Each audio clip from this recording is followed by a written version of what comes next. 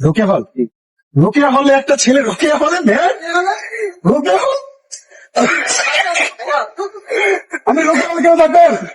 রোকেয়া হল মেয়েরা থাকে ঢাকা বিশ্ববিদ্যালয়ের। আপনারা, আমি দুঃখ প্রকাশ করছি যে আমাদের এই ভাই কেন রোকেয়া হলে থাকে, আপনারা কেন এটা প্রতিবাদ করেন না? আমরা আসলে লজ্জা পাইতেছি যে প্লিজ কাপু আপনাদের কাছে রিকোয়েস্ট করবো, এটা হচ্ছে বাংলাদেশ জাতীয়তাবাদী ছাত্র দলের হাসিবুর রহমান সাকিবকে সদস্য পদে, হ্যাঁ ওনারা হচ্ছে ভোট চাইতেছে। আপনার আসলে ইনস্টিটিউট কোনটা? আসলে ইনস্টিটিউট কোনটা? আসলে কোন কলেজ? আমি কোথা থেকে আসছেন? ঢাকা কলেজ। তুমি ঢাকা কলেজ, কিন্তু আপনি রোকেয়া হল কেন বললেন? সরি, আমি তো দেখলাম তো আমি এরকম রোকেয়া হল তো মেয়েদের হল, আমি ওরকম ভাবে রোকেয়া হলে থাকা যায় না, যাবে না। রোকেয়া হলে থাকা যাবে না। ঠিক আছে ভাই, এটা শুনছেন, আপনার নাম কি?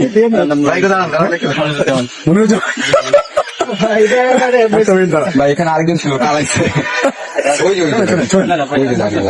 ঠিক আছে, ঠিক আছে, কথা শোনেন,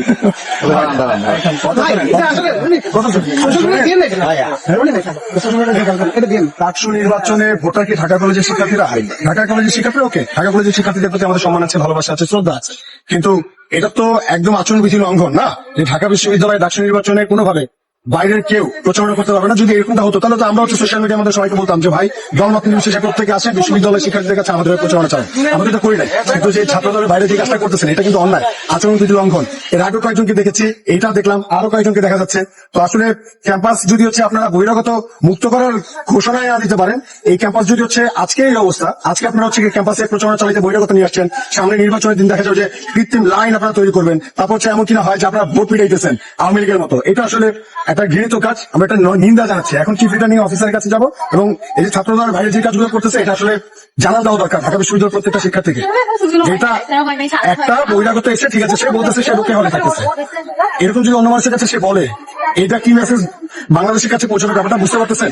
ঢাকা বিশ্ববিদ্যালয়ের শিক্ষার্থী হিসেবে আমরা এই ব্যাপারগুলো চাচ্ছি না। এটা আমাদের বোনদেরকে অসম্মান করা হয়, যে আপনারা যারা ছাত্র দলের ভাই আছেন এই ব্যাপারটা একটু সতর্ক থাকে। আমাদের বোনদেরকে অসম্মান করার কোন রকম অধিকার আপনাদের নাই।